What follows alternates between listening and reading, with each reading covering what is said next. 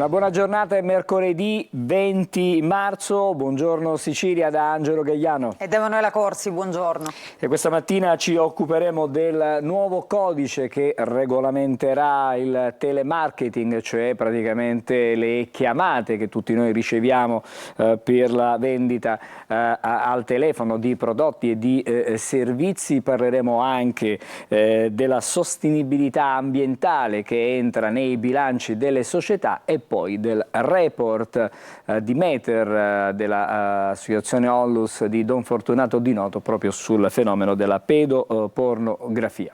Ma intanto cominciamo con quelle che sono le notizie di cronaca. Stamattina in apertura c'è la finale di Coppa Italia tra il Padova ed il Catania. Avremmo voluto parlare di sport, invece purtroppo vi documentiamo le scene da guerriglia urbana che sono verificate all'interno dello stadio di Padova. Protagonisti alcuni ultra rossazzurri che durante l'intervallo hanno fatto un'irruzione in campo, più che altro sulla pista di atletica leggera, cercando di entrare in contatto con la tifoseria locale.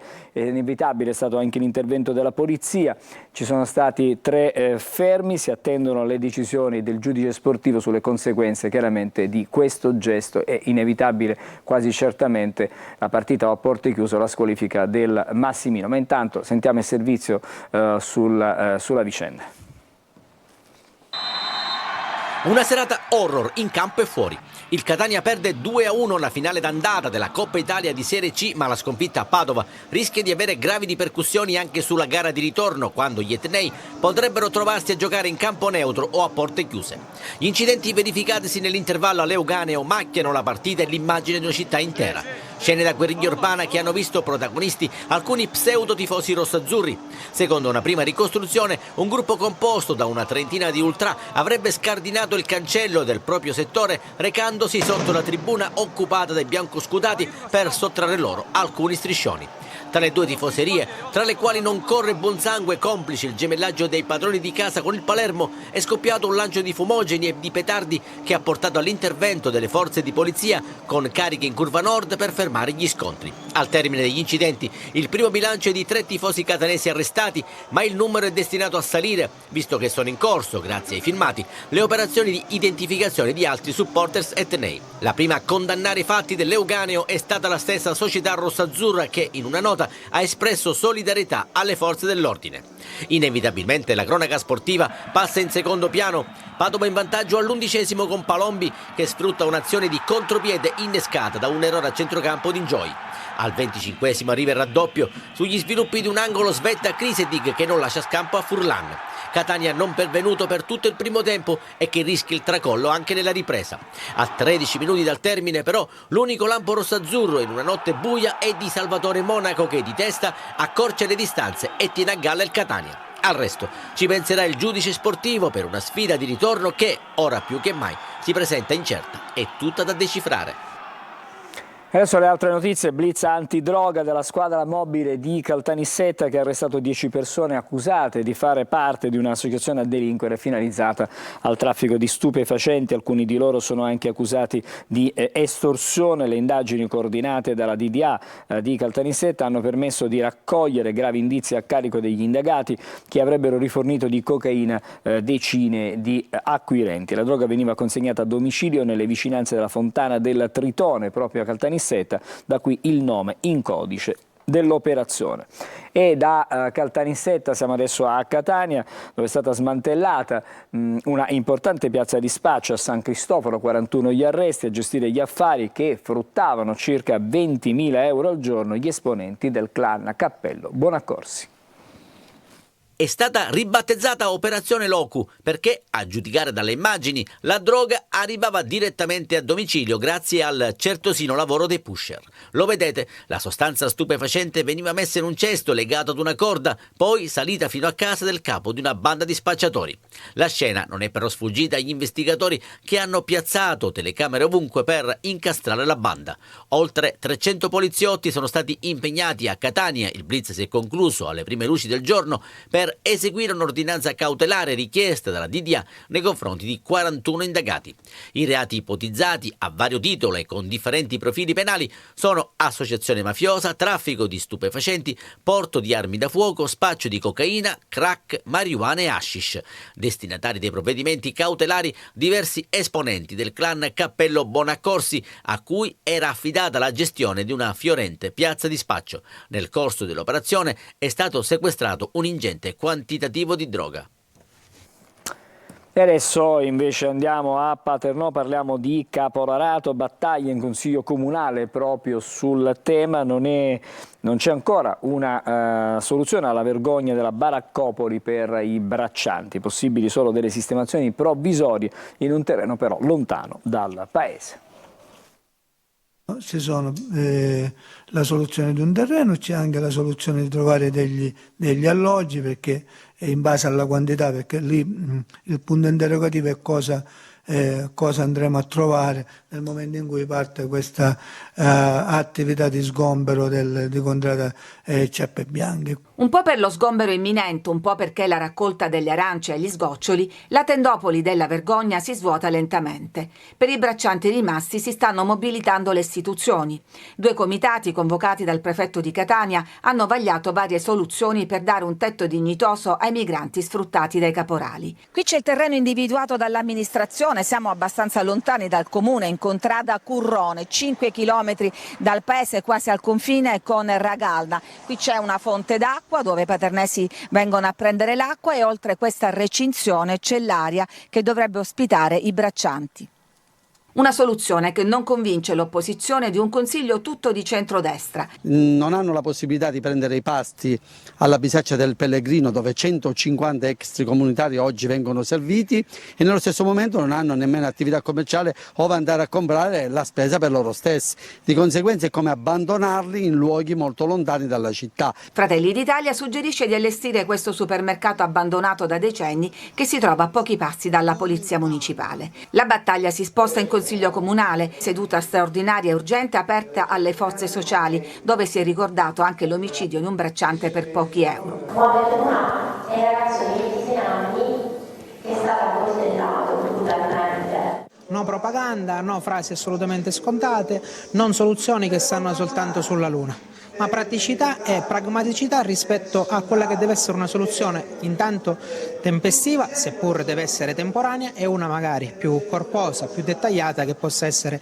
a lunga gettata. Sul lungo termine, ricordano i sindacati, è venuto in soccorso il legislatore. Un commissario di governo per le aree dove insistono questi fenomeni di caporalato, che finanzia anche la costruzione di strutture di lavoratori che vengono qui a lavorare durante il periodo stagionale.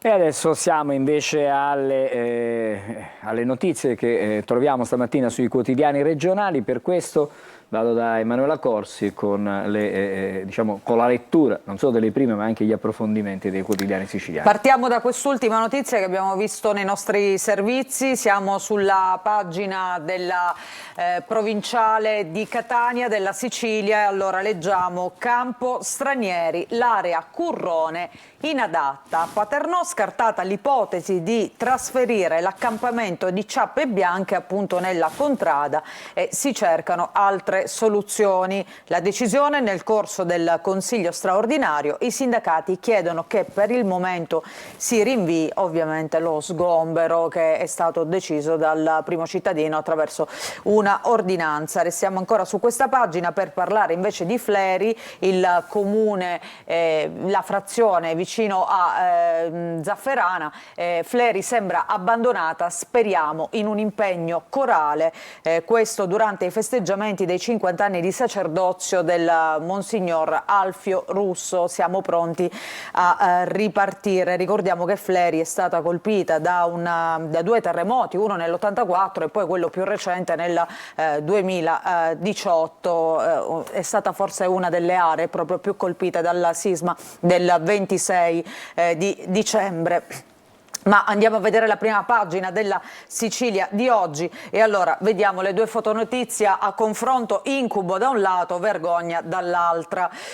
A Catania traffico impazzito, 2 incidenti in tangenziale e lo svincolo di Canalicchio chiuso per lavori previsti sino a maggio. Il consiglio: usate mezzi alternativi. Traffico che è andato totalmente in tilt ieri, Angelo, che abbiamo documentato con i nostri servizi, ma che tanti catanesi hanno potuto vivere proprio non solo catanesi, e non solo, sulla loro pelle. Chi insomma si è trovato a percorrere queste arterie del capoluogo etneo sa esattamente di che cosa stiamo parlando, ore di fila.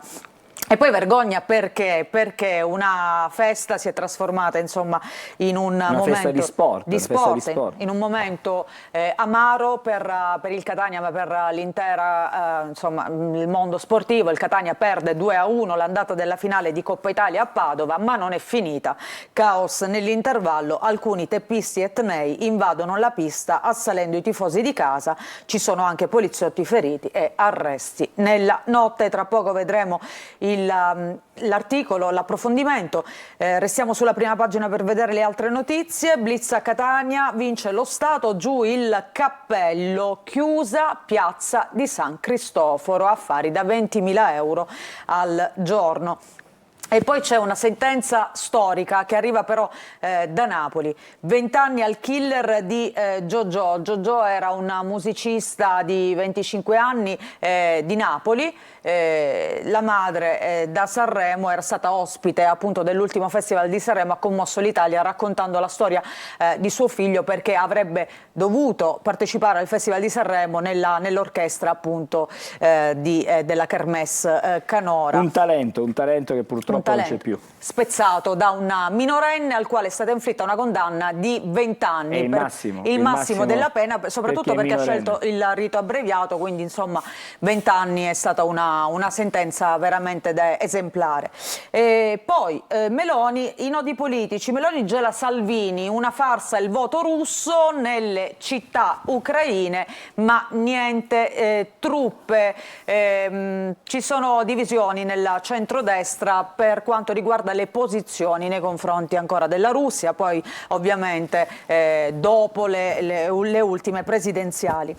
Il codice della strada, dagli autovelox ai monopattini, cosa cambierà? Il testo va alla Camera. E poi vediamo nel taglio alto ancora qualche notizia richiamata in prima pagina. Venerdì e sabato in scena a Ragusa Mare Fuori musical, tratto dalla famosa serie di Rai 2, amore e speranza per riscattarsi. E poi da Cireale, per quanto riguarda la cronaca, vessava la madre, arrestato un 31enne. La vessava per avere soldi e per poter comprare così la droga. Ma andiamo a vedere intanto questo martedì di ordinaria follia che troviamo sulla prima pagina della provincia di Catania, sempre della Sicilia. Svincolo chiuso e città paralizzata, caos traffico in tangenziale e alla circonvallazione, complici 2 incidenti stradali. Qua vediamo in questa foto appunto gli svincoli che vengono interdetti al traffico veicolare per immettersi diciamo in quello che è il viale Mediterraneo. Siamo allo svincolo appunto di Canalicchio, vediamo qui la circonvallazione con il traffico congestionato e poi ancora vediamo qui altre 2 immagini sia degli svincoli chiusi e poi sempre della circonvallazione. Questa la giornata appunto di ieri. Ma adesso andiamo a vedere invece per quanto riguarda lo sport cosa è accaduto. Nella partita Padova-Catania che finisce 2-1, disastro iniziale, 2-0 in 25 minuti al 25esimo. Nel finale Monaco rimedia, la Coppa è ancora in bilico, gara macchiata in tutti i sensi, primo tempo costellato da errori gravi, ma tutte le attenzioni sono state rivolte agli incidenti appunto durante la pausa del primo tempo. Cos'è accaduto? Invasione di campo e scontri, i teppisti rovinano il match, 3 arresti, una ventina di etnei sfonda il cancello del settore ospiti e sfida i tifosi padovani, lancio di fumogeni, feriti appunto tra i poliziotti. E poi le interviste, parla Zeoli, primo tempo non da finale, poi c'è stata una reazione Al primo errore ci siamo consegnati agli avversari, adesso dobbiamo pensare al campionato ripartendo dal secondo tempo. Il mediano Zammarini, non riusciamo a trovare continuità di rendimento. E a proposito di quello che è accaduto poi durante la pausa, durante l'intervallo c'è la domanda, appunto, vi siete accorti di cosa stava accadendo sulla pista?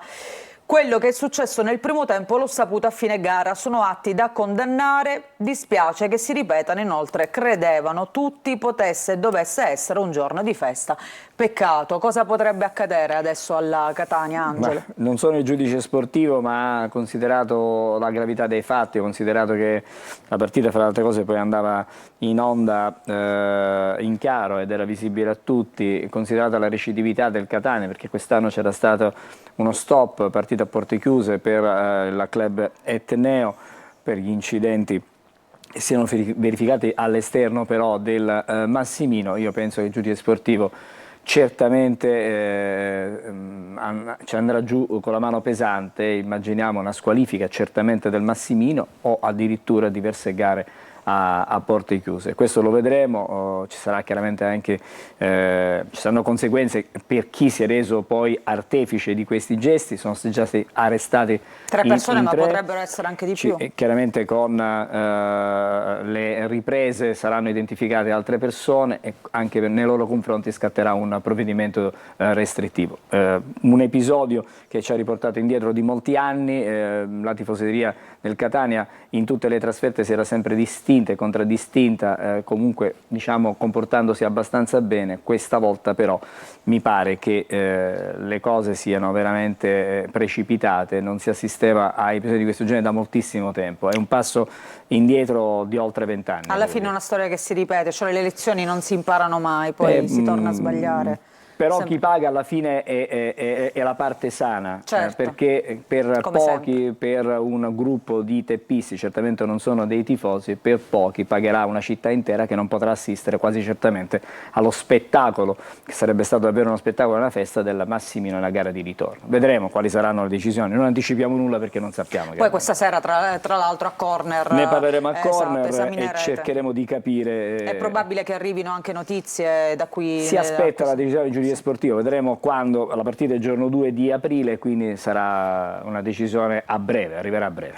Allora andiamo a vedere la prima pagina del Giornale di Sicilia, cambiamo argomento, c'è in primo piano mafia, il ritorno dei soliti noti, il blitz di Palermo conferma il potere di Nicchi anche da dietro le sbarre, il ricorso diffuso al pizzo soprattutto a ridosso delle festività. Leonardo, Suleman e Marano, gli ultimi arrestati a capo della famiglia di Corso Calatafimi dopo la retata di un anno fa, in passato avevano già avuto ruoli di primo piano. E poi le complicità, il negoziante taglieggiato mette in allerta l'esattore, il titolare di una pescheria che svelò che la visita veniva filmata da un carabiniere. E poi il retroscena, punito per le botte alla moglie incinta, il pestaggio attuato come propaganda della giustizia alternativa. C'è un'intervista oggi a Giuliano Amato, la Sicilia da terra di boss a luogo d'eccellenza, queste le parole dell'ex premier per quanto riguarda l'isola, dice stereotipi superati. E poi c'è la fotonotizia dedicata alle strade di Palermo. Nel buco nero delle strade, risarcimenti per 10 milioni di euro. Boom di richieste di indennizzo da parte appunto dei palermitani, sono in gran parte dei contenziosi.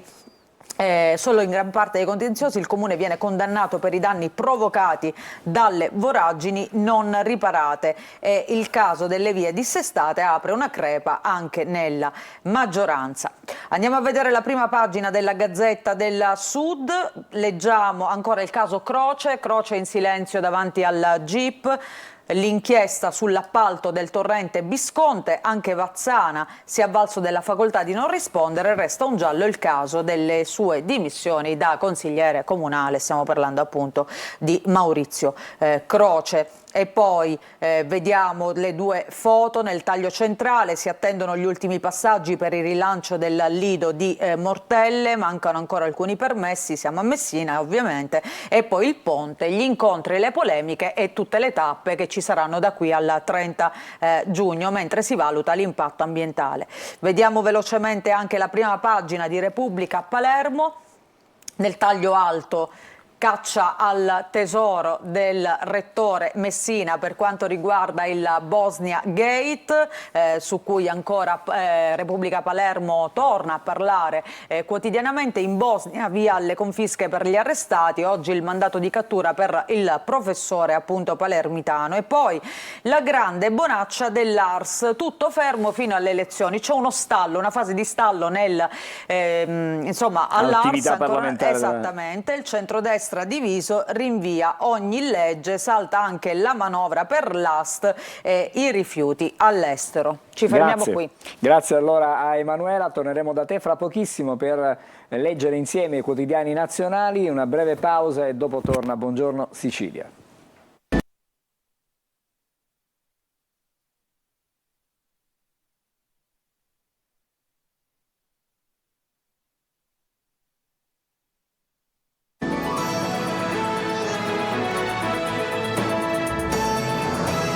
Eccoci di nuovo insieme, immediatamente da Emanuela Corsi per le prime pagine e non solo dei quotidiani nazionali. Partiamo dal Corriere della Sera. Allora, vediamo il titolo in grande nel taglio centrale. Meloni, Russia, voto farsa, la guerra in Ucraina nell'intervento in Senato, con Putin non si tratta, assente il leader leghista. La Premier dopo Salvini, ma niente escalation, premierato, scontro invece con Schlein. Insomma, vediamo anche qui, l'abbiamo visto anche nella stampa regionale, un po' la divisione netta all'interno del centrodestra dei partiti al governo per quanto riguarda le posizioni nei confronti della Russia dopo il voto, dopo le ultime presidenziali. E poi vediamo la fotonotizia dedicata alla mamma di JoJo che finalmente urla adesso giustizia è fatta, 20 anni al killer di JoJo. E poi le minacce del padre in aula, il padre del killer che minaccia gli amici appunto del musicista morto. Andiamo a vedere altre notizie. Nel taglio alto le europee, Fratelli d'Italia al 27%, PD tallonato dal Movimento 5 Stelle, destre dell'Unione Europea in crescita ma all'opposizione. Sondaggio dell'Ipsos per Euronews, lo scenario di una nuova maggioranza Ursula. Quindi di un Ursula von der Leyen bis. E poi infatti in primo piano vediamo questo sondaggio, tutte le varie ipotesi, tutto diciamo come si potrebbe configurare il Parlamento europeo tra 3 mesi dopo le elezioni. E il titolo è questo: le destre avanzano senza maggioranza. Vediamo la Germania, il balzo di AfD e ancora in Francia il primato di Le Pen.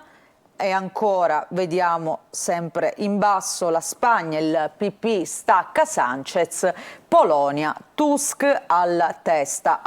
Questi alcuni paesi europei che si preparano appunto alle prossime elezioni. E poi Fratelli d'Italia oltre il 26% fissato dalla Premier. Il Movimento 5 Stelle tallona il PD, Lega e Forza Italia sono ormai appaiate. Questo è lo scenario italiano per quanto riguarda il voto alle prossime europee. Meloni nelle ultime elezioni nel 2019 aveva raccolto il 6,4%, ma adesso appunto ha fissato questo obiettivo del 26%. E sarebbe oltre in questo momento, secondo quelli che sono i dati raccolti dal Corriere, che evidentemente ha messo insieme diciamo, delle ricerche di mercato. Esatto, e poi a 3 mesi dal voto europeo arretra ma tiene la grande coalizione formata da popolari, socialisti e liberali che 5 anni fa appunto aveva eletto Ursula von der Leyen. Difficile, non impossibile, l'asse tra il Partito Popolare Europeo, conservatori e sovranisti. Questo è appunto un po' il quadro generale secondo i sondaggi. E poi la cronaca, 20 anni al killer di JoJo, dicevamo una sentenza storica. Ma è accaduto qualcosa in aula, minacce e tensioni. Il papà appunto dell'assassino ha fatto il gesto della pistola di sparare contro gli amici appunto del giovane musicista morto. Massimo della pena per il 17enne che uccise il giovane musicista è storia. La vicenda risale al 31 agosto 2023. Giovan Battista Cutolo, questo è il nome del ragazzo, il 24enne appunto, membro dell'orchestra Scarlatti Camera Young, viene assassinato a colpi di pistola sotto gli occhi degli amici da un minorenne a Napoli, nella centralissima piazza del municipio, all'esterno di un locale, tutto per un diverbio legato ad un parcheggio. Ieri il giudice del tribunale ha accolto in pieno la richiesta del PM, il massimo della condanna a un minorenne con il rito abbreviato, appunto 20 anni. Il tribunale ha dunque emesso la sentenza a 20 anni di reclusione nei confronti di questo 17enne. Era stata chiesta la messa alla prova, rigettata però in fase preliminare. E poi c'è l'intervista alla mamma appunto di Giorgio che dice: dal papà dell'imputato il gesto della pistola, sono irrecuperabili, un po' per fare capire, è un po' il contesto familiare questo, quindi è una cosa che si è sviluppata in un contesto particolare, il fatto che un ragazzino avesse un'arma e abbia ammazzato appunto un ragazzo non è un errore, non è un caso così a sé stante. La mamma della vittima, giustizia, ma la strada è lunga. Restiamo su queste pagine perché c'è un caso di cronaca di cui si parla molto, che arriva da Genova. Coach adescava in rete baby calciatori ed è stato arrestato. Violenza sessuale d'inganno, a contestarle la procura di Genova, che ha chiesto il giudizio immediato per l'allenatore di una squadra di calcio di adolescenti che adescava sui social i giovani atleti spacciandosi per una ragazzina, per una loro coetanea. Stamattina, scusami, parleremo di pedopornografia con Don Fortunato Di Noto, parleremo proprio del suo report del 2023 su quelli che sono i fenomeni sulla rete, proprio dei comportamenti da evitare, come ci si può proteggere. Cercheremo di fare il punto della situazione. E questa tra l'altro è una tipologia di reato che si configura spesso, cioè spacciarsi per un altro o un'altra per poi farsi mandare del materiale appunto hard. È facile in rete chiaramente nascondersi. Infatti lui cosa faceva? Sotto le sembianze di una ragazzina chiedeva e otteneva foto e video hard a questi giovani. In realtà era un allenatore tra l'altro di una appunto squadra di calcio. Andiamo a vedere La Nazione che mette a centropagina la foto anche qui della mamma di Giorgio. C'è giustizia, la vediamo appunto con la foto in mano del figlio mentre suona. Condannata a 20 anni il minorenne che uccise Giorgio, la madre vinta la cultura della violenza, una rivoluzione. E poi vediamo l'Unità. Tegola per Meloni, la Corte dei Conti ha bocciato il PNRR del governo. Perché ora lo vediamo su Repubblica. PNRR sotto accusa, la Corte dei Conti piccona il decreto del governo, riduce le risorse sulla sanità, accorda troppi poteri a Palazzo Chigi. Ospedali, l'esecutivo taglia oltre 1 miliardo, regioni in rivolta contro Fitto e Schillaci. Protesta anche Occhiuto che è di Forza Italia. E poi attacco hacker a Meloni, violato il profilo social e allarme. Ma andiamo a vedere invece perché il PNRR, il decreto, è stato bocciato. Intanto perché, dicevamo, ci sono troppi tagli alla sanità e infatti ci sono anche le regioni di destra in rivolta contro il governo. Alla salute dovrebbero andare solo 15,62 miliardi di quelli previsti dal piano e quindi insufficienti chiaramente per garantire poi i servizi, ma soprattutto per quelli che sono gli obiettivi del PNRR, quindi creare delle case di aiuto per quanto riguarda appunto la sanità. Una sanità diversa, magari più vicina, territoriale, più di prossimità, diciamo.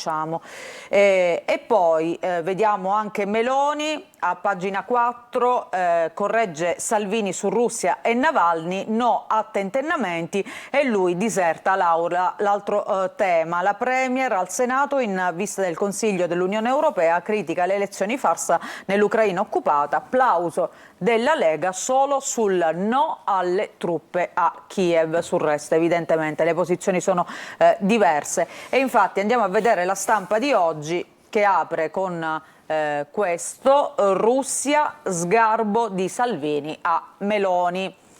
La Premier nei territori occupati, elezioni farsa, mai truppe a Kiev, il leader leghista diserta appunto il Senato. Il presidente Mattarella torna a invocare invece la pace, ma servono criteri di giustizia e autentica equità. Vediamo altre prime pagine. Libero. Meloni fischia la fine della ricreazione, Giorgia basta fango da sinistra, governo unito sulla politica estera e con Mosca non si tratta. L'obiettivo alle europee è fissato al 26% come vedevamo prima, tirata d'orecchie a PD appunto e a Movimento 5 Stelle. Il Riformista, vediamo anche qui in prima pagina Meloni che dice no all'invio di armi all'Ucraina, e poi lo schiaffo di Salvini che non si presenta al Senato, appunto Premier in Senato, ma il leghista è assente. E poi c'è questa inchiesta, viaggio tra le vittime di una strage silenziosa che la politica ignora, Matteo Patrick e gli altri che il carcere ha ucciso. 25 suicidi, le camere penali vanno in piazza. L'ultima prima pagina, e allora vediamo il Giornale, ecco, piccoli odiatori crescono. Uno studente di 15 anni, shock, scrive il Giornale, che al Senato fa il gesto della pistola appunto contro la Meloni, e la preside annuncia provvedimenti appunto contro questo giovane. Scuola di estremismi, anzi, scrive appunto il Giornale. Grazie ad a Emanuela, fra poco torneremo, chiaramente ci occuperemo ancora di notizie. Intanto noi ci fermiamo, c'è una breve sosta, andiamo a vedere le previsioni meteo e intanto attendiamo anche il primo ospite.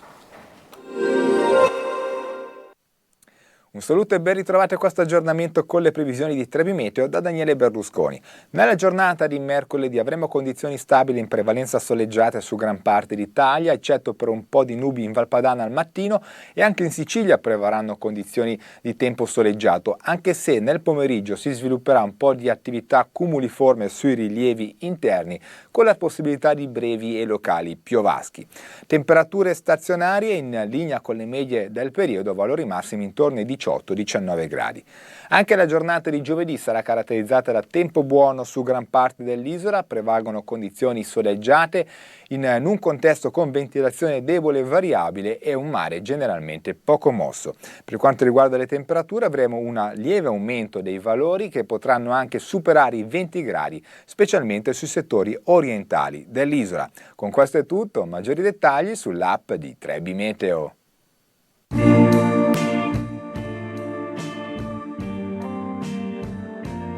Posso dirti ciò che sento da tempo? Dimmi. Tutti i giorni su Antenna Sicilia alle 12:50 E 19:20 c'è chi la vuole cotta.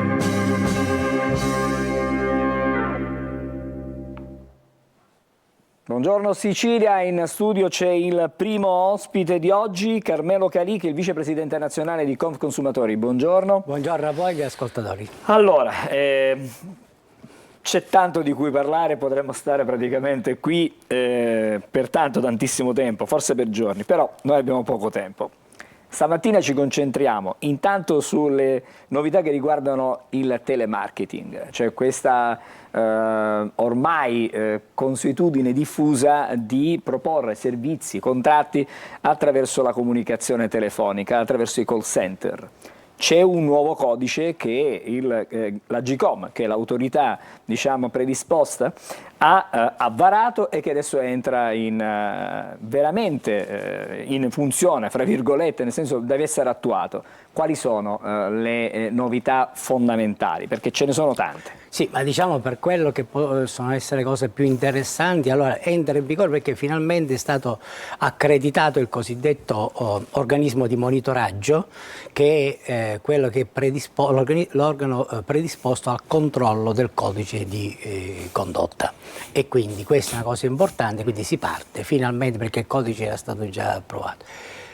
Qual è innanzitutto un aspetto che, per essere chiari, non è una cosa obbligatoria purtroppo, cioè il codice di condotta è un codice che è su base volontaria, cioè tutte le aziende che decidono di aderirvi, quindi teoricamente potrebbero esservi delle aziende che decidono di non aderirvi, quindi questa potrebbe essere... Diciamo che quasi tutte non aderiranno probabilmente. No, diciamo che il codice è stato approvato anche con la partecipazione. Con la partecipazione di tutte le organizzazioni rappresentative, e quindi diciamo che quello che potremmo aspettarci è che magari non aderiranno tutti quei call center, chiamiamole così, che fanno parte del sottobosco. Questa non è una mia espressione, ma faccio mia l'espressione che il garante sulla privacy ha voluto dare parlando espressamente di sottobosco. Cioè quelle non convenzionate, non regolamentate, perfetto, e non dentro un circuito diciamo ufficiale. Perché una delle cose appunto che prevede il codice di condotta è che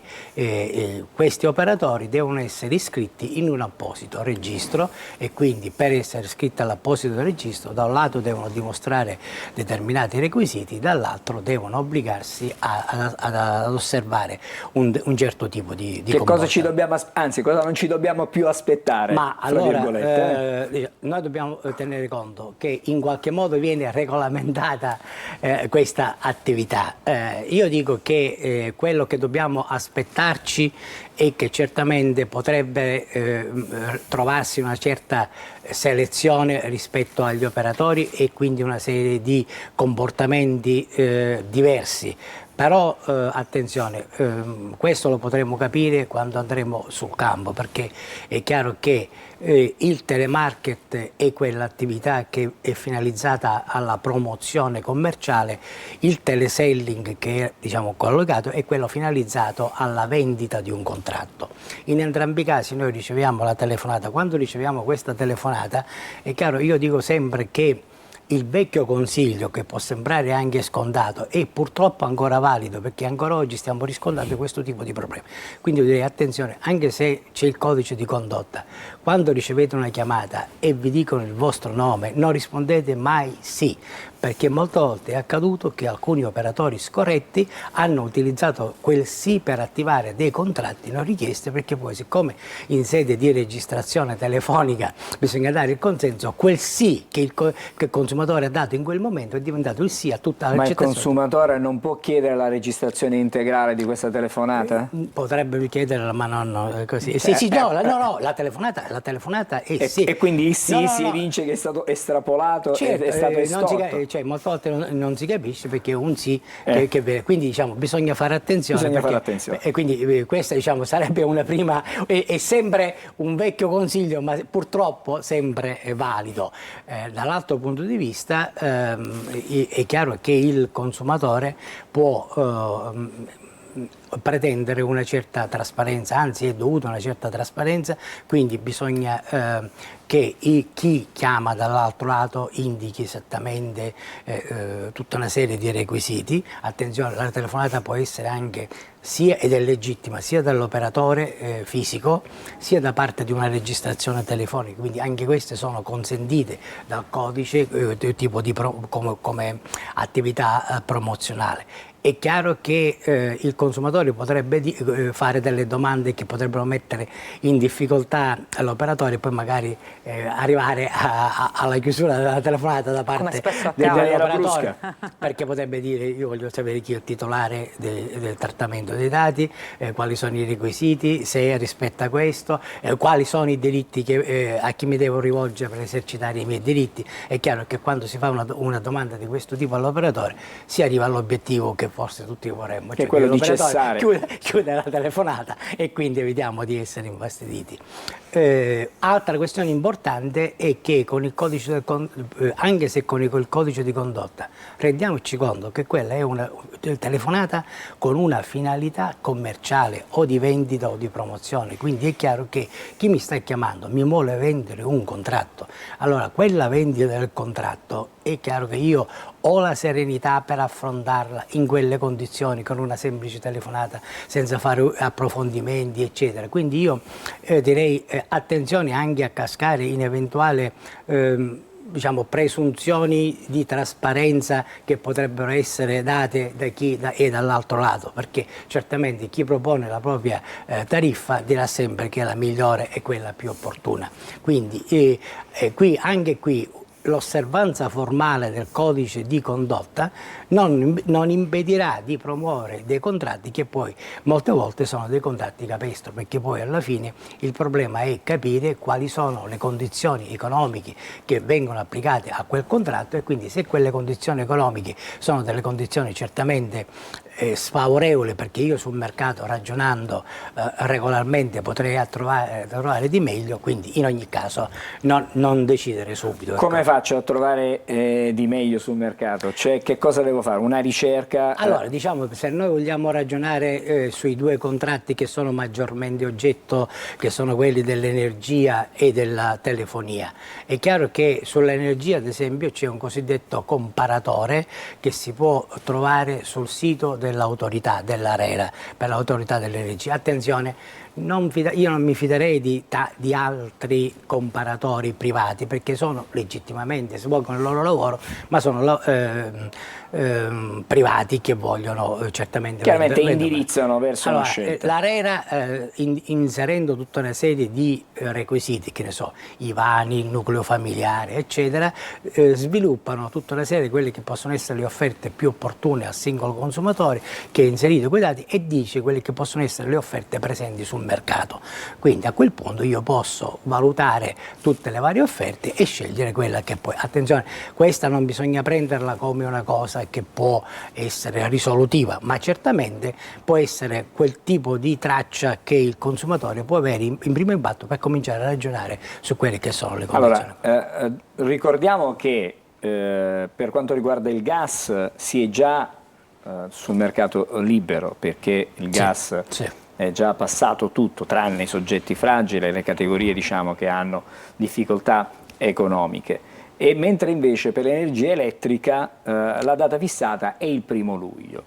Si verifica spesso che chiaramente gli operatori, chi ha interesse a acquisire clienti, spingano in questo momento a cambiare il gestore. Noi dobbiamo ricordare che sino al 30 giugno chi è con servizio elettrico nazionale, che è diciamo, gestito in regime diciamo, di tutela, ha la facoltà di poter scegliere. A partire dal 1° di luglio poi si avrà a scegliere con calma, o comunque ci sarà un processo anche lì lento di adeguamento a quello che è il nuovo mercato. È giusto dirlo a chi a casa? No, è importante perché appunto tutti i call center di cui stiamo parlando oggi spesso hanno determinato questo tipo di sorta di preoccupazione nei consumatori, perché molte volte le telefonate che arrivano dai call center dicono: ah, guardi che lei resta senza luce. Allora, innanzitutto nessuno resta senza luce, senza gas, perché è previsto, in caso di mancata scelta da parte del consumatore, c'è la possibilità di passare in un regime, chiamiamo così, transitorio, per dare l'idea. E quindi fra l'altro, ti chiedo scusa, sono obbligati a tenere uno sconto, ad offrire uno sconto per un certo periodo in regime diciamo di conservativo, no? Di transizione. C'è uno sconto che viene applicato a chi non avesse fatto la scelta e che passa ad un operatore, un gestore che non ha scelto. In ogni caso il nuovo gestore è obbligato. Sì, ma bisogna fare attenzione perché i call center anche in questo periodo stanno andando a tappeto dicendo il contratto scade. Allora, innanzitutto io ho la possibilità di scegliere fino al 30, quindi attenzione, ma anche chi ha scelto già che è passato senza scegliere, è passato nel gas a questo regime transitorio, può con calma operare la propria scelta. Attenzione perché proprio in questi giorni abbiamo avuto una segnalazione diciamo assurda, proprio qualche giorno fa, cioè di un consumatore che non abitava in un posto da oltre 6 anni e ha ricevuto la telefonata dal call center dicendo guardi che il contratto che lei ha in via tal dei tali sta scadendo, lei deve far rinnovare le condizioni, quindi siamo a questi livelli di quello che accade. Poi c'è anche un'altra pratica che si sta diffondendo tra gli operatori che ti dicono lei è con il gestore X e tu rispondi sì, ecco ora da questo momento staremo attenti, diremo non lo so, non lo so, ci devo riflettere, esatto, forse non sono tenuto a dare queste risposte, però ecco e poi ti dicono no perché dal mese prossimo anziché pagare 25 euro al mese pagherai 50 euro al mese e poi non è vero, ecco, ma è corretta una cosa del genere? No, questo appunto fa parte di tutto quel sottobosco dei call center che ci auguriamo che con l'entrata in vigore del codice di condotta dell'organismo di monitoraggio possa venire meno, perché è chiaro che questi sono appunto tutta una serie di call center che non hanno determinati requisiti, fanno una politica commerciale aggressiva e quindi molte volte rappresentano al consumatore, pur di portare a casa un contratto, una realtà contrattuale che non esiste. Quindi su questo non bisogna mai fidarsi di quello che bisogna dire, che viene detto, perché diciamo non diciamo è anche a chi riceve queste telefonate, allora, verificate prima in bolletta se ci sono gli aumenti, perché no. sennò cambierete gestore. Una delle novità del codice di condotta è questa possibilità per il consumatore di poter richiamare o essere richiamato eccetera, e comunque richiamare. Allora è chiaro che un operatore serio non ha nessuna difficoltà a proseguire una interlocuzione con un consumatore al fine di stipulare un contratto. Chi ti vuole rifilare un contratto capestro è chiaro che ha tutto l'interesse a chiudere la questione lì, a metterti paura e portare a casa un contratto che poi si rivela. Attenzione perché poi molte volte ci possono essere dei contratti che sono, diciamo, hanno una sorta di utilità rappresentata per un periodo iniziale e poi magari dopo un determinato periodo scatta l'inferno. Il classico specchietto per le allodole, ti invoglio a venire con me. E poi magari dopo un certo periodo paghi per quindi 3 su questo bisogna, anche su questo bisogna capire le condizioni economiche che vengono proposte dall'operatore. Questo bisogna chiedere che durata hanno quelle condizioni che vengono comunque, possiamo dire una cosa sicura a tutti i consumatori, che questi contratti comunque queste offerte hanno una scadenza, cioè anche se sono allettanti e via dicendo, non credo che ci siano dei tempi lunghi. Allora, il massimo sono 2 anni. Sì, però il problema è che molte volte questa durata a termine può essere un'arma a doppio taglio, ma in ogni caso il consumatore ha il diritto di spostarsi subito presso un altro operatore, quindi io ho il diritto, per essere chiara, di andarmene sbattendo la porta, quindi attenzione, non bisogna mai farsi vincolare. Senza pagare penali. Mi cerco quindi io me ne vado, cambio operatore, tranne che il contratto preveda alcune clausole espressamente previste, poi bisogna approfondire, però in linea teorica io posso anche andarmene senza pagare penali. Allora, sappiamo qualcosa in più stamattina, però è interminabile, questo è un mondo davvero difficile da poter scandagliare a 360 gradi. Grazie a Carmelo Calì per essere stato così cortese questa mattina, per essere stato con noi e per le informazioni preziose. Ci ritroviamo perché con il cambio poi del mercato, anche per la luce sul mercato libero, là bisognerà con l'avvicinarsi della scadenza magari ci ritroviamo e diamo altre indicazioni ancora più. Dovrebbe partire anche una campagna informativa dell'autorità a cui stiamo collaborando, quindi può darsi che faremo questa. Grazie ancora, noi ci fermiamo, Buongiorno Sicilia torna fra pochissimo.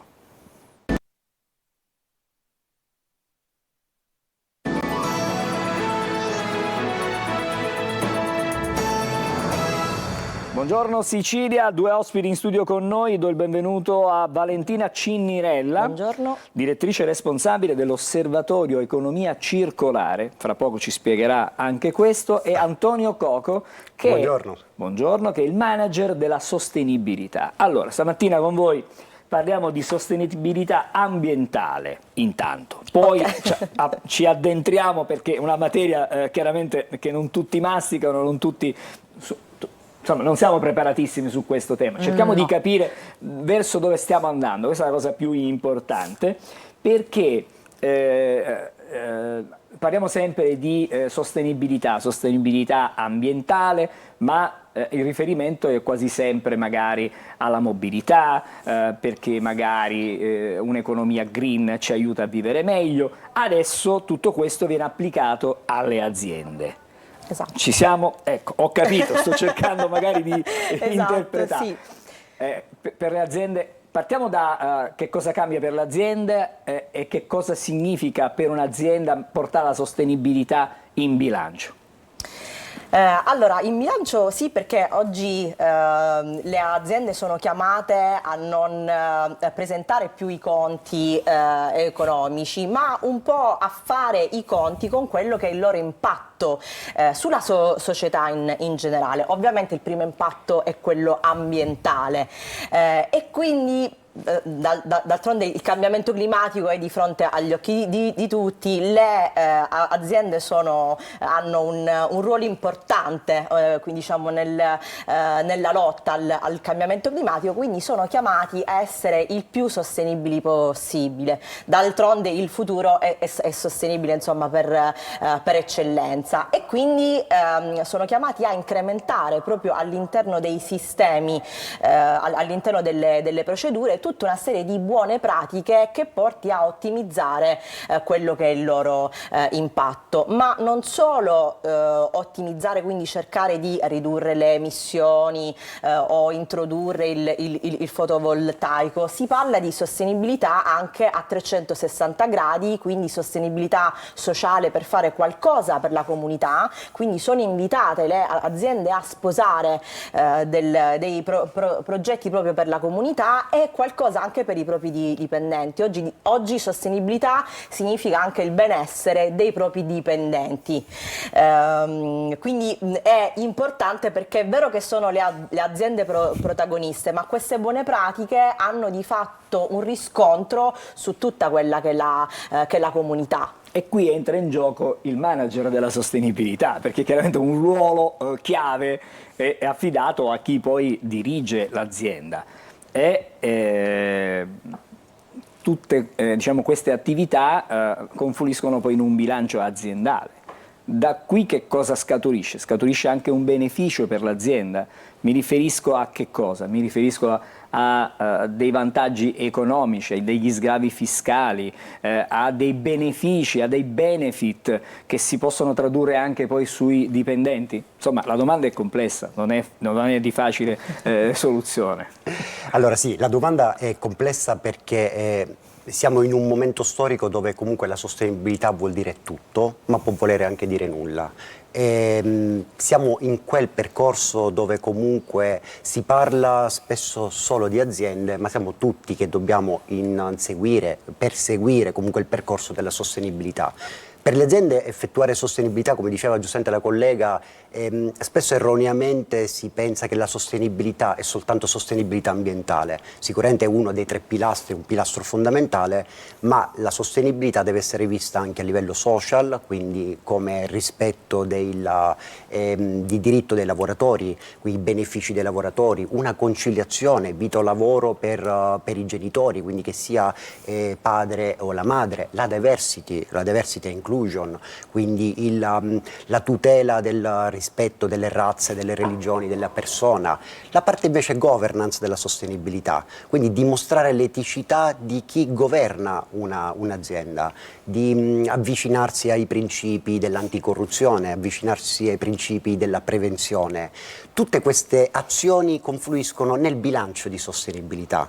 Il bilancio di sostenibilità è una sorta di documento dove l'azienda si spoglia di quelle che sono state le azioni effettuate e su quella base nascono delle ottime possibilità, al di là di quelle che possono essere la visibilità di un'azienda Ma c'è sostenibile. una certificazione a tutto questo, vi chiedo, oggi un'azienda può essere certificata da questo punto di vista? Allora, ci sono diversi... Allora, oggi noi parliamo di rating ESG, perché la sostenibilità si basa sui criteri ESG, quindi ci sono... Facciamo capire a chi ci segue a casa anche, sono i termini tecnici e giriamoli quanto più, diciamo, in maniera più semplice possibile. Perfetto, allora diciamo che come anticipato prima, non essendo solo l'ambientale, quindi la famosa lettera E della sostenibilità, l'S e la G rappresentano il social e il governance all'interno di un'organizzazione.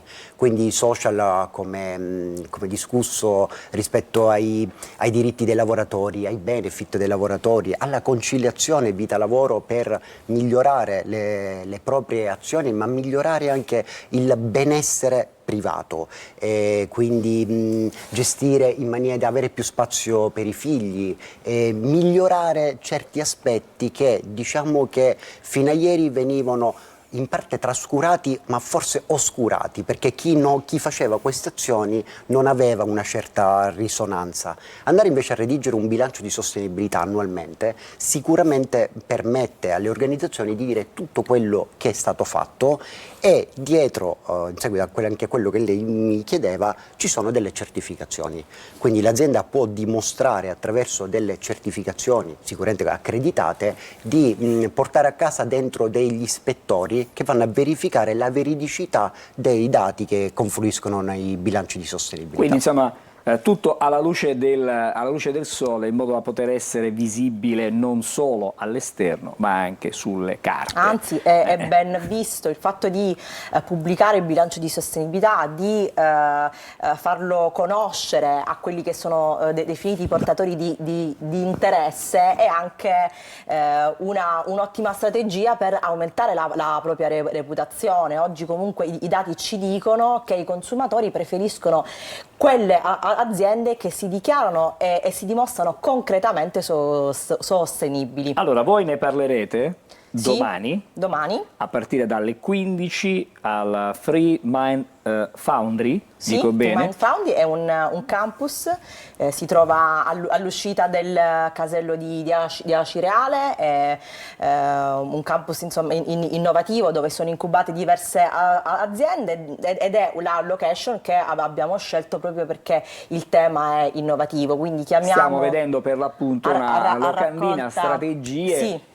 ESG per le imprese, che poi vanno a evidentare ambiente, se non sbaglio, social e governance. Sì, è una sigla di cui sentiremo molto parlare, alla stregua di Tari o IMO, quindi questo magari diciamo quelle evocano delle tasse, esattamente, qui speriamo di non avere questo tipo di... È bene diciamo che la comunità sappia che cosa sono gli ESG, e sono le tre dimensioni appunto della sostenibilità, perché è giusto che la collettività in primis chieda alle aziende di essere in linea con questi criteri. Ne parlerete con esperti? Sì. Ne parlerete chiaramente con le aziende che sono collegate a questo tipo di progetto, e immagino che comunque le aziende saranno in qualche modo obbligate, no? a presentare questo bilancio di sostenibilità. Sì, da gennaio 2024 si andrà per scaglioni, ma tutte le aziende saranno chiamate a misurare il proprio impatto ambientale, sociale e di governance. Lo scopo del convegno è accompagnare proprio le aziende del territorio nel saper fare questo percorso di sostenibilità. In questa trasformazione, diciamo. Esattamente, perché non è solamente un percorso di rendicontazione, è un'opportunità di rigenerazione, perché potendo io analizzare quanto sono sostenibile, automaticamente posso migliorare la mia sostenibilità. Quindi oggi si parla molto di rendicontazione, rendicontazione quindi di bilancio, che è quello che arriva appunto alla fine delle attività, ma quello che è importante è anche quello che c'è prima, quindi il percorso di rigenerazione. Io direi che è proprio un'opportunità effettivamente per il mondo imprenditoriale.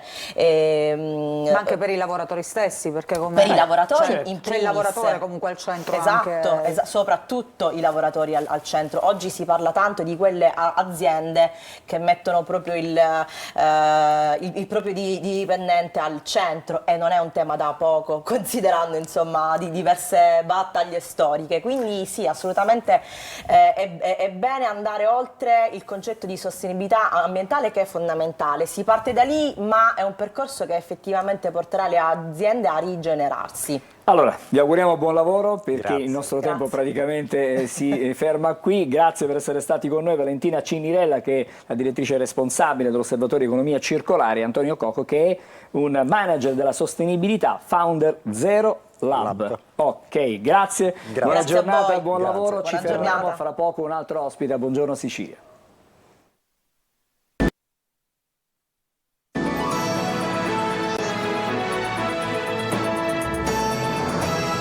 Bentornati a Buongiorno Sicilia, adesso ci colleghiamo con Don Fortunato Di Noto. Buongiorno. Buongiorno a voi, buongiorno e grazie. È fondatore di Meter. Ieri è stata una giornata importante, perché come ogni anno avete presentato il vostro report sulla pedofilia e sulla pedopornografia.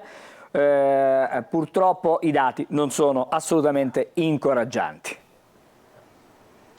Sì, non sono incoraggianti perché i numeri rappresentano persone, cioè persone che sono state già abusate, e soprattutto stiamo parlando di bambini, di minori, con fasce di età che vanno dai 0 anni, cioè stiamo parlando di neonati, fino a quella preferibile da parte di soggetti pedofili e pedopornografi, che sono fino ai 13 anni.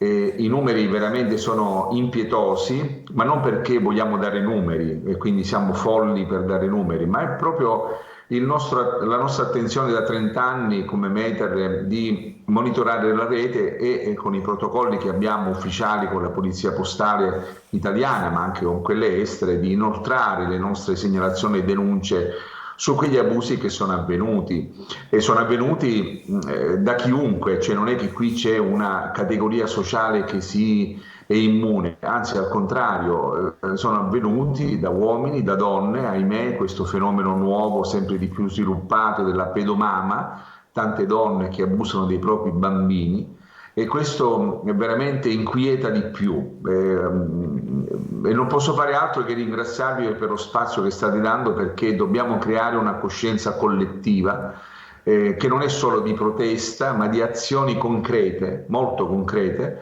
per intervenire sempre di più sulla bellezza dell'utilizzo dei social, ma anche sul pericolo che è sempre più costante. La presenza del dottor Labella, il primo dirigente della Polizia Postale a Catania, e anche delle altre forze dell'ordine, hanno riconfermato non solo i dati che noi diamo, ma il flusso delle segnalazioni che noi inoltriamo, e anche le operazioni fondamentali importanti che ormai sono oltre il confine nazionale, perché stiamo parlando sempre di fenomeni pedocriminali molto strutturati e transazionali, che è necessario intervenire. Meter fa la sua parte, ovviamente, possibilmente deve fare ancora di più, ma cerchiamo di farla per salvare tanti bambini. Don Fortunato, ieri alcuni dati che sono venuti fuori, le segnalazioni, abbiamo visto prima un cartello, una grafica, soltanto nell'anno appena trascorso 5.745 i link denunciati,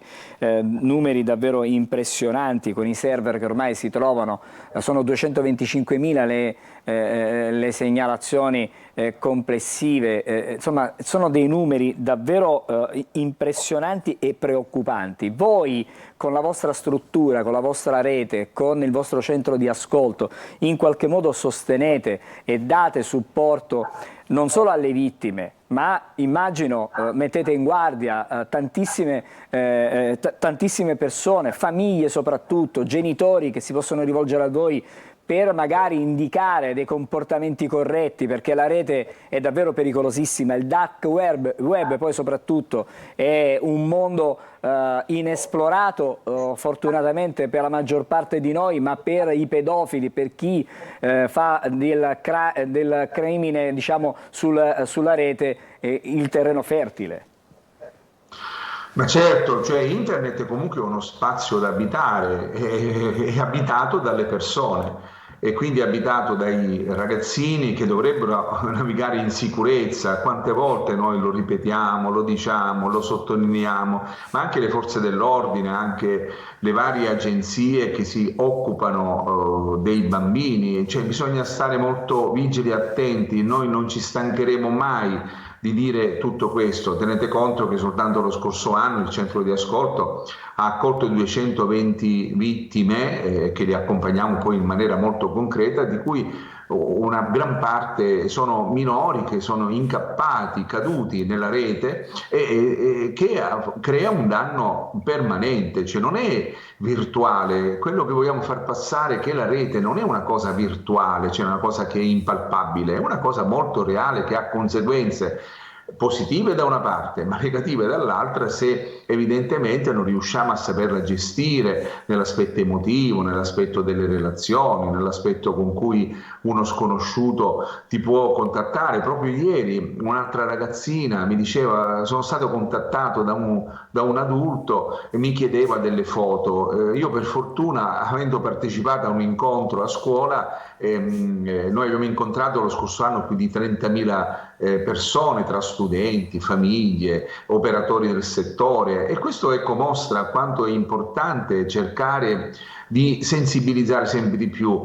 Il problema non è allarmarsi, il problema è operare affinché facciamo di tutto per evitare che qualcuno dentro questa storia subisca o riceva delle ferite permanenti. Dobbiamo fare di più, dobbiamo sempre mettere in evidenza l'importanza di un'azione preventiva, informativa, forse anche aziende, perché no, le istituzioni dovrebbero investire di più, non per l'emergenza che accade, perché lo sappiamo che accade. Poi c'è l'altro fenomeno, abbiamo riscontrato sempre più presente, dell'abuso sui minori disabili, anche alcune ragazze disabili, e questo è veramente uno dei più inquieta di più, perché lì c'è una maggiore difficoltà nel denunciare, nel parlare, nel raccontare. Dobbiamo unire le forze, ecco, io credo che sia fondamentale non contrapporci, cioè dobbiamo cercare di unire le forze affinché possiamo evitare quello che è giusto che si eviti, cioè l'abuso sui minori. Don Fortunato, stamattina volevo segnalare che c'è un vostro numero verde anche a cui si può rivolgere, lo dico a voce: 800 455 270. Questa è una linea che è disponibile e ci sono delle persone pronte ad accogliere chi ha dei dubbi, chi ha magari una storia purtroppo triste da raccontare, da rivelare, da denunciare. Siete dunque sempre attivi e pronti a ricevere ogni tipo di segnalazione, purtroppo. E prima di salutarci, Don Fortunato, volevo semplicemente dire che la vostra attività è, diciamo, è un campanello, è una sentinella significativa e importante, perché negli anni avete costruito davvero questo baluardo a cui ci si può rivolgere e da cui trarre conforto e assistenza. La collaborazione con le forze dell'ordine è davvero significativa e importante. Il nostro tempo volge al termine. Un ultimo invito da parte sua, un'ultima indicazione, magari ci vuole segnalare qualcos'altro. Stamattina leggevamo sui giornali che un allenatore di calcio di una squadra giovanile adescava ragazzini spacciandosi per una giovanissima, per una ragazza, si faceva mandare delle foto.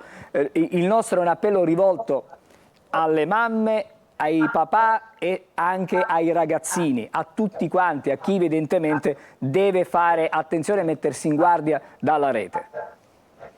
Beh, noi diciamo sempre che il corpo è un tempio, una casa, bisogna saperla curare e bisogna evitare che qualcuno entri e metta disordine, perché Ogni abuso lascia profonde ferite permanenti, a volte per tutta la vita, e credo che sia necessario prevenire, e sia necessario parlare, sia necessario raccontare, sia necessario dire, come già detto, che ci sono dei punti di riferimento. Meter da 30 anni a questa parte in Sicilia, nel mondo, ha un punto di riferimento. Io sono consapevole che non arriviamo a tutto, io sono consapevole che a volte ci possono essere anche delle fatiche, delle incapacità, però è anche vero che, se è vero come è vero, che al centro di ascolto abbiamo accolto più di 2500 persone, significa che probabilmente qualcosa possiamo dare, nella speranza e nella possibilità di riscatto e di rompere le catene che forma una schiavitù, ecco, per quanto riguarda l'abuso sessuale, la pedofilia e la pedopornografia.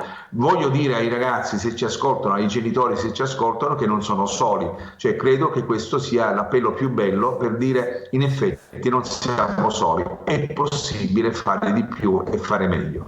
Grazie a Don Fortunato Di Noto e buon proseguimento in questa attività che è fondamentale per tutti noi. Grazie a voi. Grazie a Don Fortunato Di Noto. Noi ci fermiamo per l'almanacco e dopo ci rivolgeremo al nostro Marco Amato per i consigli delle stelle di oggi.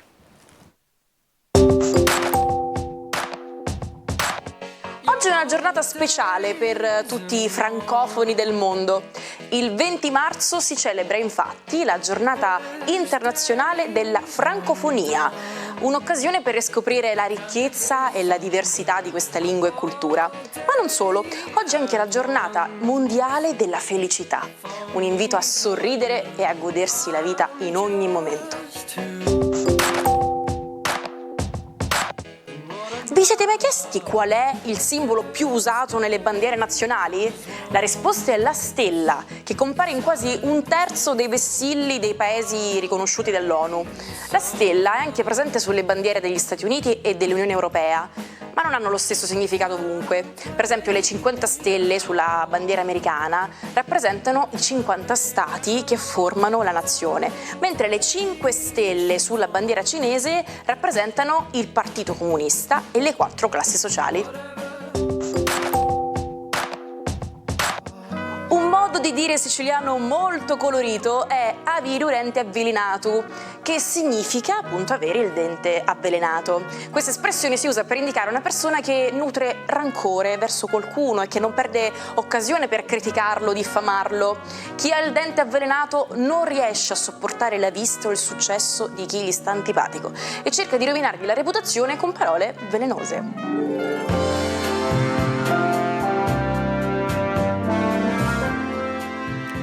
Un altro passaggio da Emanuela Corsi per i quotidiani. Allora, sul Corriere della Sera il business delle recensioni finte, perché sai che c'è anche questo business, si comprano le recensioni. Ecco, Amazon vince in tribunale. Il colosso ha ingaggiato degli investigatori, bloccato il sito che le vendeva. Quindi puoi comprare anche pacchetti, un pacchetto di recensioni. Di recensioni, sì, per fare vedere che la tua azienda è la migliore, visto che prima si parlava di aziende, ma lo fanno anche sui social. Comprano i pacchetti dei commenti dei sostenitori che ti scrivono bravo, ti mettono i like. Non c'è più nulla, no, ma è anche tutto finto sostanzialmente, perché cioè, ti compri anche il commentatore che ti fa l'applauso finto, insomma, diventa anche tutto abbastanza triste. E poi velocemente un incidente accaduto alla TG2, un fuori onda del conduttore che appunto stava commentando il Fiorello con la figlia in questo servizio, e lui si è lasciato scappare questa cosa, che carini, questa almeno farà 12 trasmissioni parlando della figlia di Fiorello. Un caso, il fuori onda al TG2 sul duetto appunto tra Fiorello e figlia, procedimento disciplinare per il conduttore dopo le parole sul servizio dedicato allo showman, che poi annuncia parlerò a Viva Rai 2, che poi è appunto la trasmissione di Fiorello. Però diciamo che il consiglio è sempre quello che quando si ha un microfono attaccato, fare attenzione, meglio stare attenti a quello che si dice. D'accordo, grazie Emanuela. Adesso andiamo da Marco Amato. Buongiorno, buon caffè Marco. Buongiorno, buona primavera Emanuela, buona primavera Angelo. Buona primavera stamattina, questo, la camicia. La camicia. Oggi che cos'è? Che cos'è? L'equinozio? L'equinozio di primavera? Oggi è l'equinozio, oggi è il primo giorno di primavera e quindi volevo festeggiare con questa De Simone Vintage, che è un maestro della ceramica Ci sono fiori palermitana. accanto a te, fiori sulla tua camicia, fiori sulla tazzina. I fiori te li hanno regalati o li hai raccolti tu? Astromelia e ulula. Ah. Cosa? Astromelia? Ranuncoli e ululi, astromelia e ulula. Ma te li hanno regalati o sei andato tu a raccoglierli questa mattina? No, li compro io. Ah, li compri? Perché ho la romantica faccenda che c'è un signore anziano vecchietto con il suo carrettino da secoli in corso Vittorio Emanuele vicino a casa mia e tutto il quartiere andiamo da più di 30 anni a comprare. Che carino, bello Marco, allora, stupendo. stamattina dobbiamo cercare di correre, siamo stati un po' lunghi, però parliamo di Umberto Tozzi un attimo, che dici? Parliamo un attimo di Umberto Tozzi perché volevo porre l'accento sulla musicalità e sulle vibrazioni e le atmosfere dei pesci. Il segno zodiacale dei pesci è quello più legato alle atmosfere musicali e della danza. Umberto Tozzi, tra l'altro, sta chiudendo la sua carriera annunciando il ritiro con un mega tour incredibilmente complesso che non solo durerà 2024-2025 ma che addirittura attraversa 3 continenti. È stato capace di regalarci dei brani indimenticabili come Ti amo, come Gloria. Ti amo addirittura del 77 è riuscita a rimanere per ben 7 settimane prima in classifica. Ma anche tu, quindi... non so se ti ricordi, no? Tu vi ricordate questa canzone? Quanti anni? Emanuela non la ricorda, La ricordo vagamente. Troppo giovane Emanuela. Mia piccola Eva pure, che era dedicata alla ex moglie. Insomma, Umbertone ci ha regalato tante belle canzoni. Vi volevo fare notare che dei pesci, appunto, un segno molto sensibile, romantico, vibrante. Sapete quali altri 2 cantautori abbiamo pesci che ci hanno lasciato moltissimo? No. Vediamo se indovinate. Pesci. Lucio Dalla era dei pesci? Bravo, sì. Bravo, 4 marzo, uno dei suoi più famosi pezzi. E Lucio Battisti, bravissimo, quindi 3 giganti della musica italiana, però Angelo, confermi la natura pesciana legata alla musica, alla romanticità. Sa sempre tutto Gagliano, è una cosa imbarazzante. Bravissimo. Allora, oggi Sole in Ariete e primavera, quindi cambia la stagione zodiacale. Oggi è il capodanno dello zodiaco, perché lo zodiaco riparte dal primo segno zodiacale. Quindi faccio velocemente un bell'augurio a tutti i segni di fuoco, quindi Ariete, Leone e Sagittario. Inizia una bellissima stagione per voi, quindi in bocca al lupo. Se va bene ai fuoco, va bene anche agli aria, in particolare Acquario e Gemelli, che sono più riflessivo il Gemelli e l'Acquario sempre più originale, si accende di amici e di comunicazione. Bilancia chiaramente è quella che va un pochino sotto, perché il Sole in Ariete automaticamente è opposto alla Bilancia, quindi calo di energia, come anche per Cancro, Scorpione e Toro, che se lo ritrova in 12ª casa.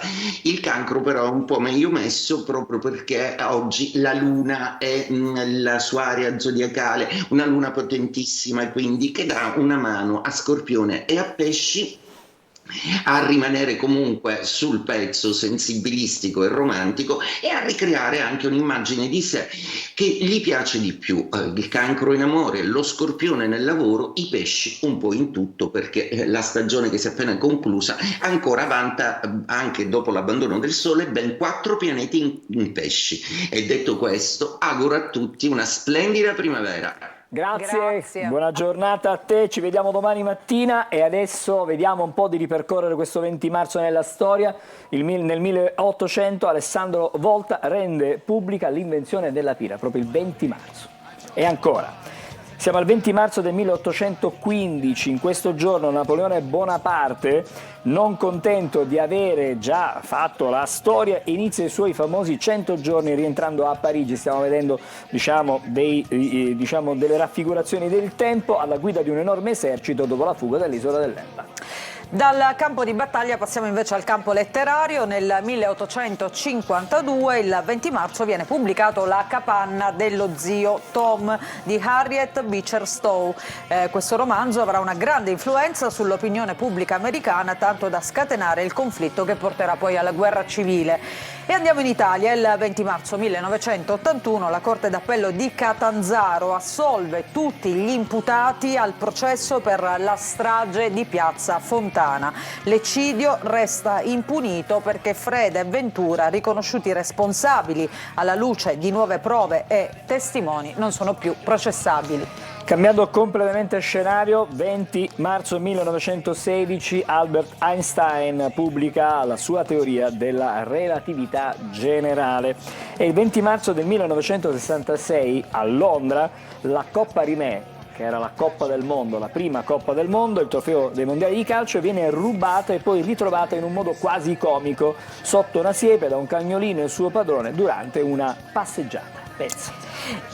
Il 20 marzo del 1995 il governo italiano vara il decreto sulla par condicio, cercando di mettere un freno all'uso smodato degli spot televisivi durante le campagne elettorali. Siamo in chiusura, adesso una nota musicale. Il 20 marzo del 1976 nasceva Chester Bennington, che è la voce inconfondibile dei Linkin Park, che ha però purtroppo ci ha lasciato tristemente nel 2017. Chester e la sua band hanno regalato delle hit indimenticabili, tra cui In the End, un pezzo che ha scalato la classifica nel 2001, che parla di come nonostante tutto l'impegno a volte le cose non vadano come si spera. Il brano è uno dei più famosi della band ed è stato il primo singolo proprio dei Linkin Park ad aver raggiunto le prime 3 posizioni nella classifica statunitense. Noi ci lasciamo con In the End. Buongiorno Sicilia, torna domani mattina. Grazie ad Emanuela Corsi. Grazie a te Angelo, a domani. A domani.